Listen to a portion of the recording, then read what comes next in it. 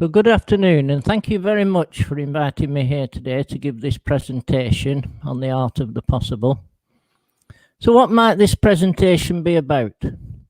Well, it's not going to be about how bad things have been for the past year or so for everybody, and it's not going to be about how challenging and difficult things might be as we look forward to the effects of long COVID and the deconditioning pandemic, and they reveal themselves to us. And I'm also not going to be making any effort to try and convince you that the use of creativity and arts in care environment works.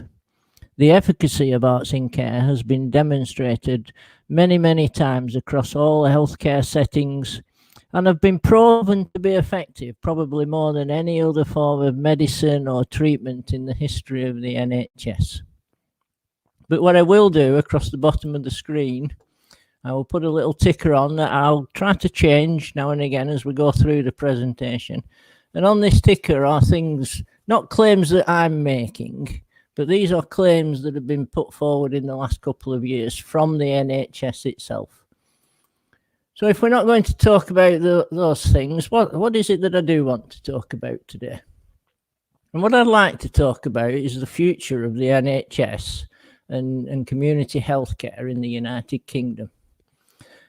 And more specifically, I'd like to talk about your individual vision for what that healthcare system might look like. And in order to help me to do that, what I'd like you to do is concentrate for a moment on this image. Now, when I look at this image, I see myself coming out of a dark place. A whole world of opportunity and possibilities is opening up before me. The streets are paved with gold.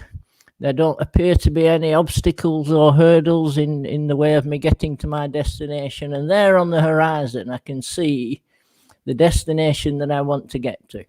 And when I think of that destination, I call it a dementia-friendly community. But for the purpose of this presentation, try to imagine that that is the National Health Service and the community care support systems that are in place at the end of the NHS's 10-year plan. And now what I'd like you to do is to think about, if you had the opportunity to get ahead of yourself where you are today and run up there and knock on the gates of that shining city on the hill, what are the sort of things that you would like to see in our healthcare system when you get there? And there might be things like improved access to mental health services for young people.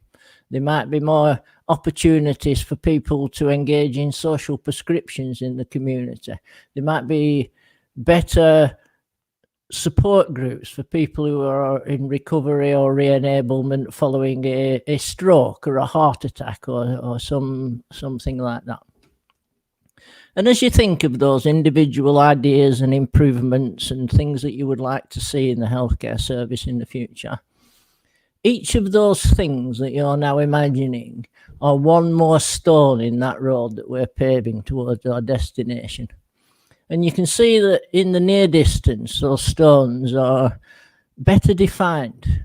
We know a little bit about those things. We might know what we want to do and how we want to do it. And we can envisage a time when we're going to go ahead and actually do one of those projects or make one of those changes.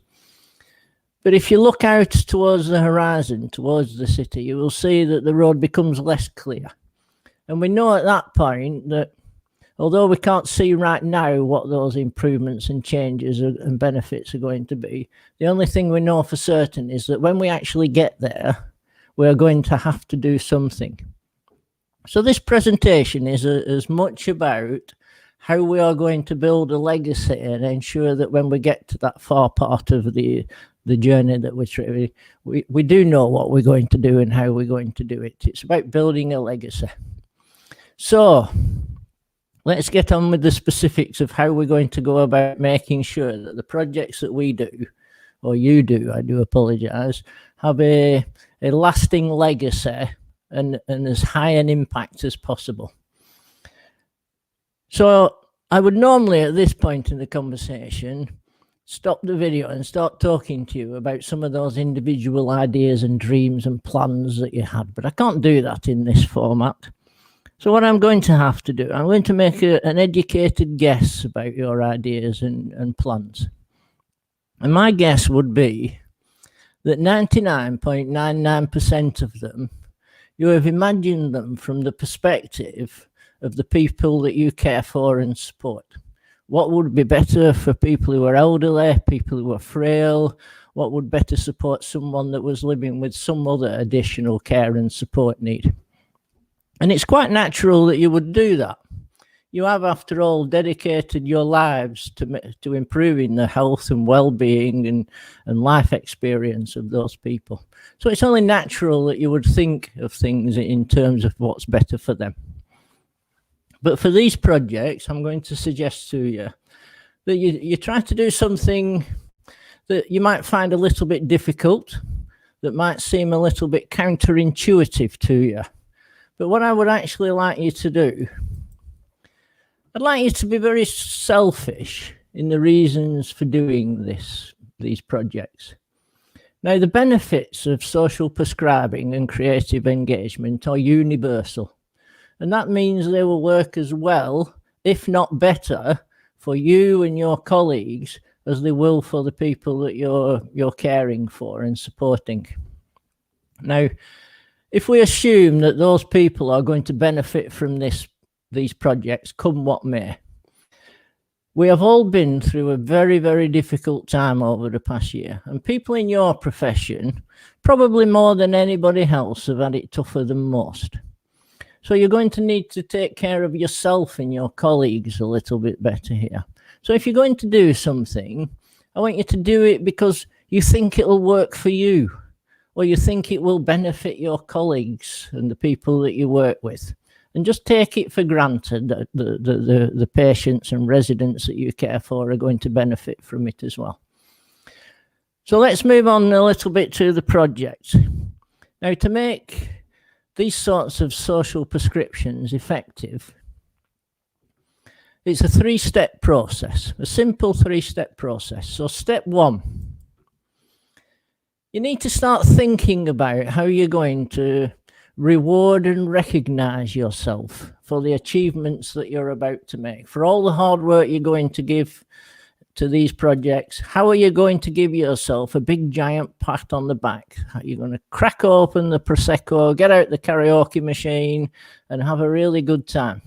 And I'm not talking about going down the pub on a Tuesday evening and having a karaoke session with the girls. I want you to think about doing things on a large scale, celebrating on a large scale, something like this, where each of those canopies that you can see there is giving shelter and shade to some organisation or group in the community who you would like the people that you discharge from hospital with a personal care plan to be able to go to get the best support they need for their personal health and well-being. So this will be organisations like the Alzheimer's Society, the Citizens Advice, the multicultural groups, the walking clubs, anybody that you think has an important and vital part to play in improving the community health of the people that you've discharged from hospital want to be invited to this event. And then what you need to do, you need to invite as many members of the public you can to this event. And you want to tell them what you did and why you did it and what benefits you got from doing it. And mostly importantly of all, what benefits they will personally get if they choose to engage in similar sorts of activities themselves once they go back into the community. So the most important thing of this is step one, party plan your legacy and have a good time doing it. So let's look at the specific problem, the specific projects that Mandy has recommended that we look at for this. So the good news is that the two examples that she's chosen, the MP3 players and the silent disco, are absolutely perfect choices. And they're perfect choices because they both involve music. Now, music lights up the human brain like a Christmas tree. When someone's listening to music, the synapses and everything else is going off like a 4th of July party inside their brain. And music's the only thing that has the capability to do that, as far as I'm aware. But music also has another benefit in that no matter what memories, old age or dementia may steal from someone, it doesn't seem able to steal from them the musical memories, the songs that they listened to as a child, the music that they got married to. Musical memories, as far as dementia is concerned, appear to be bulletproof. So we're going to use MP3 players, and I'm going to show you now a little video of what we thought was a really good example of best practice for using MP3 players and music to deliver a social prescription in a person-centered way. So as you watch the video, I want you to think about, why would we choose this as an example?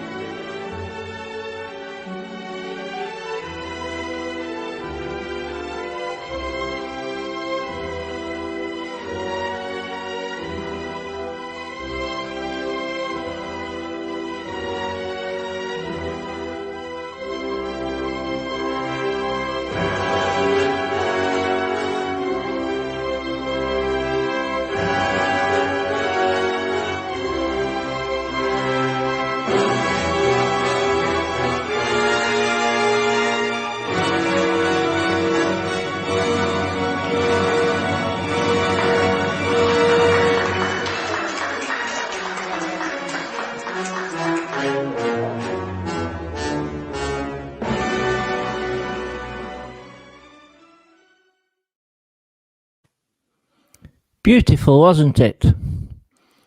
Now, again, I'd probably like at this point to have stopped and asked people why they thought we chose that example, but I have no alternative but to just give you the answers here. So the reason that delivery of a social prescription using headphones and music as the tools was that somebody went to the trouble of knowing a little bit about that lady, that she had grown up and had danced and loved ballet and ballet music all her life. And it was successful because somebody else, and please let this person be you in the future, somebody else said, why don't we put a pair of headphones on her and play the music of Swan Lake and see what happens? And it was also a successful example of a social prescription because, and I don't know if you picked up on this, so when the carer first went to deliver the musical instrument and the music to her, he took her hand and he held it to his face and he kissed her hand. He made a human-to-human connection. He made it person-centered. And in 2 or 3 hours from now, or from when this video was made, that lady might not be able to remember what she did and who she did it with, but she will remember that she was in a safe and loving place, and she will remember that something beautiful had happened. You will have created an emotional memory. You will have created a legacy for that short exercise of whatever length of time that music lasted for. So it's about building a legacy and making it person-centered. It's not a secret. That is the absolute key to successful implementation of social prescriptions. So we're going to look at another short video now, and this is from a chap called Henry in America. And the thing that I want you to watch out for this one is the carer at the end. And the question I want to ask yourself is, what, if any, benefit did she get from taking part in this project? Henry is one of the 5 million people in America with dementia. Hi, Papa. Hi, Papa. Huh? How you doing? I'm all right. I'm fine. Wait. Who am I? I don't know. Wait a minute. I don't know. Okay, it's Cherry. How long has he been in the nursing home? Approximately 10 years. Of course it affected me greatly because he was always, you know, fun-loving. I remember as a child, he used to walk us down the street, me and my brother, and he would stop and do Singing in the Rain. He would have us jumping and swinging around poles. His name is Henry Dreyer. Uh-huh. And I'm looking more or less for religious music for him. Okay. Because he enjoys music and he always quoting the Bible. We first see Henry inert, maybe depressed, unresponsive, and almost unalive. Henry. Yeah? Henry. Yes, sir. I found your music. Then he is given an iPod containing, we know, his favorite music. And immediately he lights up. His face assumes expression, his eyes open wide, and he's being animated by the music. And he used to always sit on the unit with his head like this. He didn't really talk to much people. And then when I introduced the music to him, this is his reaction ever since.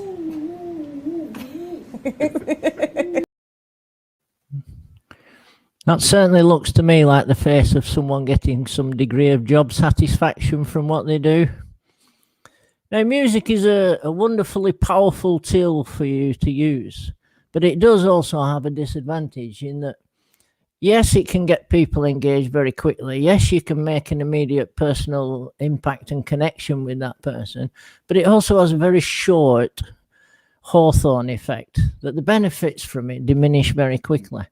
But when you make it person-centered, as we've just seen in those two examples now, it leaves a legacy. It leaves a benefit that goes beyond the initial length of the project or exercise that you're doing. And let's just look at how that works for Henry. I'm going to give it back to you. Uh-huh. Okay. The effect of this doesn't stop, because when the headphones are taken off, Henry, normally mute and virtually unable to answer the simplest yes or no questions. Yeah, I'm crazy about music. You play beautiful music, beautiful sound. Beautiful. Did you play music when you were, did you like music when you were young? Yes, I went to big dances and things. What was your favorite music when you were young? Well, I guess, Cab Calloway was my #1 band guy. I liked it. They did the hold it, the holly, the hilly, the hold it, the milly, the holly, the ah. What's your favorite Cab Calloway song? Oh, I'll be home there for Christmas. Oh, you can count and plan on me. With plenty of snow, mistletoe, present, wrap around your tree, ow. So in some sense, Henry is restored to himself. He has remembered who he is, and he's reacquired his identity for a while through the power of music. So if you're going to use the MP3 players, and I think you're going to do this in partnership with Norm's McNamara and the Purple Angel team, and they would be a perfect person to have as guest of honor in your celebratory open day or whatever it is you're going to have. So yeah, so MP3 players, person-centered, very effective. So we're going to have a quick look now at the second type of project that Mandy suggested to you, and that's the use of using silent disco. Now, this is obviously more for a group activity than an individual activity. And if you need any advice or training or technical support or access to the equipment, then this gentleman that's on screen now, Mark, would be a good place for you to go to get that help and support. So we're going to watch an example now of best practice using silent disco technology. And the thing that I would like you to watch out for is this one. If you are a manager or a matron or somebody that has responsibility for younger, more junior members of staff, I'd like you to imagine, if you will, that Jenny, when she's speaking at the end, is a junior staff member that's responding to you, and you've just asked her how things are going. Silent discos are all the rage with Generation Y, but at this event, where music is played through wireless headphones, they prefer to be known as Generation Why Not. The average age of the dancers here is 90. Oh, I think it's in our blood. I think that's part of who we are. Yes, and it loves to come out. The moment we step on the floor, we dance without sitting down till the very end. How I last, I don't know. How I last, because I can't walk. Weekly silent discos have been introduced to 3 Feros aged care facilities in northern New South Wales. The movement, combined with carefully selected music, is proving particularly beneficial for residents who have dementia. One of the residents came along to the disco and he was in his wheelchair and he was quite withdrawn. He had his eyes closed and his head down. But we put the headphones on. He started to tap his foot. And then he started to sit up straighter, and then he opened his eyes and looked around. And in the end, he's kicking his legs to New York, New York. And when the class finished, he gave an enormous round of applause and promptly stood up out of his wheelchair because he'd forgotten he couldn't walk, and he walked back to his room. It was mind-blowing. Feros. Okay.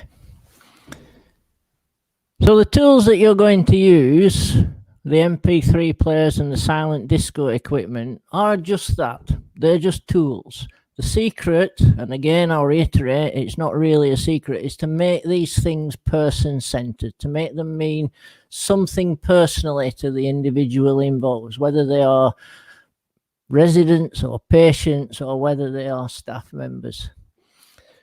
Now, if you're going to spend most of your time party planning for how you're going to celebrate at the end and how you're going to build a legacy, and make sure that your project has a start date, but it doesn't have a end date, then you might want to think about approaching it the way that I believe that the Bristol NHS Trust are going to do. And they're going to make sure that all their student nurses from now on receive some sort of education and training in the use of creative arts in care. So that when, by the time we get to that destination, 8 or 9 years from now, the majority of people working on those wards won't have to be persuaded to do things like this. It will become a natural and inveterate part of the way that they go about their day-to-day business. In that instance, you can be certain that you have built a legacy that is going to last for many years to come. So I'm going to finish now, if I may. I have one more slide. This is step 3 in the process. And this, I don't know if I have been any help or a hindrance to you today, but if I have been any help and you wanted to thank me for it, then this is the best way that you can do that. Please be a dementia friend. And on that note, I will thank you for your time and your attendance. And if you do have any questions, I'd be very happy to try and answer them for you. Thank you.